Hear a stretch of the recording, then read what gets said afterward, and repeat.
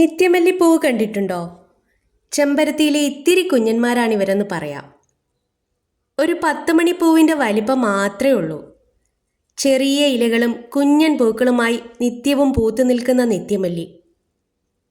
രാവിലെ വിടർന്നു തുടങ്ങുന്ന പൂക്കൾ ഉച്ചയോടെയാണ് പൂർണ്ണമായും വിരിയുന്നത്. ഓറഞ്ച്, വൈറ്റ്, പിങ്ക് എന്നിങ്ങനെ 3 നിറങ്ങളിലുള്ള പൂക്കളുണ്ട്. ചെമ്പരത്തിയെ പോലെ തന്നെ ഇതും പെട്ടെന്ന് വളരുന്നതും ധാരാളം പൂക്കളുണ്ടാകുന്നതുമാണ്. ചട്ടിയിലും നിലത്തും എളുപ്പത്തിൽ വളർത്താം.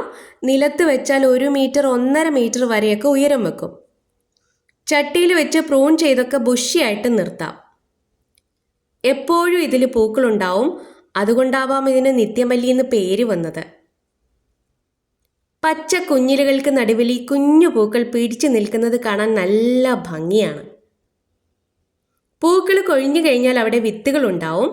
ഉണങ്ങിയ വിത്തുകൾ പാകി ഒത്തിരി തൈകൾ ഉണ്ടാക്കാം. ഒരു ചെറിയ കമ്പ് വെച്ച് കിളിർപ്പിച്ചതാണിത്. വേര് പിടിച്ച് കാണുകയുള്ളൂ. പക്ഷെ ഇതിൽ വിരിയുന്ന 2ാമത്തെ പൂവാണിത്. ഇനി വിരിയാനൊരു മൊട്ടുമുണ്ട്. നല്ല സൂര്യപ്രകാശവും നീർവാർച്ചയുള്ള മണ്ണും ഇത്തിരി വളവും മാത്രം മതി, നിറയെ പൂക്കളുണ്ടാവും. ഇതിന് പല നാട്ടിലും പല പേരുകളാണ്. മാളോ റോസ് എന്നാണ് ഈ ചെടി പരക്കെ അറിയപ്പെടുന്നത്. ഞങ്ങളുടെ നാട്ടിൽ ഇതിനെ നിത്യമല്ലി എന്നാണ് പറയുന്നത്. നിത്യമല്ലി പൂവിനെ ഇഷ്ടമായെങ്കിൽ ഒരു ലൈക്ക്.